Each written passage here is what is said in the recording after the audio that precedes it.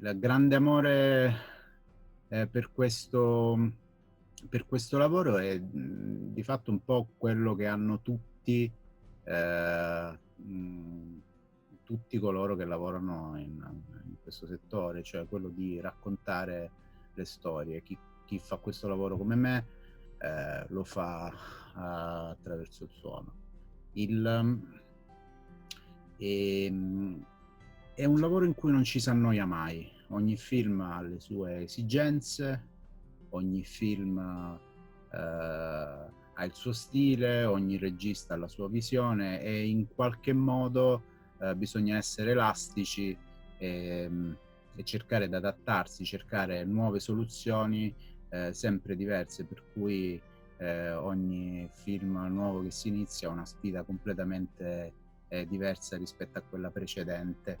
Un grande lavoro di squadra, è un grande lavoro che è un lavoro che prevede un amore per la ricerca e l'attenzione dei dettagli, ehm, e ed è un ed è diciamo un modo per riuscire a guidare l'attenzione dello spettatore, e quindi spostarla con semplici giochi, semplici trucchi, far spostare lo sguardo da una parte all'altra della scena.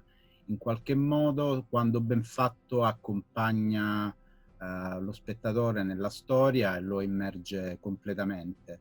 Una cosa non ovvia infatti è che mediamente mhmm, un film è praticamente completamente ricostruito, cioè tutto quello che si ascolta non è detto che avvenga sul set, non è detto che avvenga nel momento in cui è stato girato. Anzi, la maggior parte delle volte è completamente ricostruito, e questo appunto ci dà la possibilità di prendere quelle decisioni e di passare magari da un realismo a un iperrealismo per suscitare determinate sensazioni. Un'altra cosa non ovvia è il fatto che c'è un enorme lavoro che serve proprio a fare in modo che 'sto grande lavoro non si senta, perché lo spettatore non lo deve percepire. Paradossalmente, quando è fatto male il lavoro e non fluisce in maniera naturale, lo spettatore se ne accorge.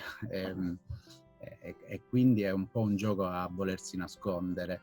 Ehm, e è una cosa molto intrigante il fatto che tante volte è molto più difficile ricreare delle sensazioni naturalistiche, delle scene naturalistiche, piuttosto che magari scene super esplosive, che per carità hanno il loro fascino, il loro interesse, ma paradossalmente sono più semplici da fare rispetto alla sonorizzazione di azioni direi quasi banali, quotidiane. Una motivo di sofferenza per questo mestiere è il fatto che arriva in un momento nella fase finale del film, poco prima dell'uscita, quindi hai una certa pressione addosso e la sensazione è che non lo si finisce mai. Se dovessi consigliare oggi quale percorso fare per intraprendere un mestiere del genere, sicuramente le scuole tecniche, meglio se di cinema, aiutano tantissimo, perché è un lavoro che comunque ha bisogno di un certo background tecnico, e dico scuole di cinema perché ti insegnano quel linguaggio che ormai è codificato da anni e anni, ed è importante poi nel momento in cui lo si mette in pratica. Bisogna imparare esattamente cos'era per poi manipolarlo e magari trovare delle parole nuove. Ehm, Un'altra cosa importante secondo me è scegliere una scuola che ti dà l'opportunità ehm, di confrontarsi anche con gli altri reparti, cioè scuole dove sono previsti corsi di regia, corsi di montaggio, perché questo crea l'occasione di formare rete. Per come la vedo io, è un lavoro che a 20 anni è mosso dalla passione, e il fatto di essendo un'opera collettiva, ha la necessità che venga fatto da più persone. Io credo molto, nel fatto ehm, che sia importante crescere come generazione. Quello sicuramente è un consiglio che mi sento di dare a qualcuno che si avvicina adesso.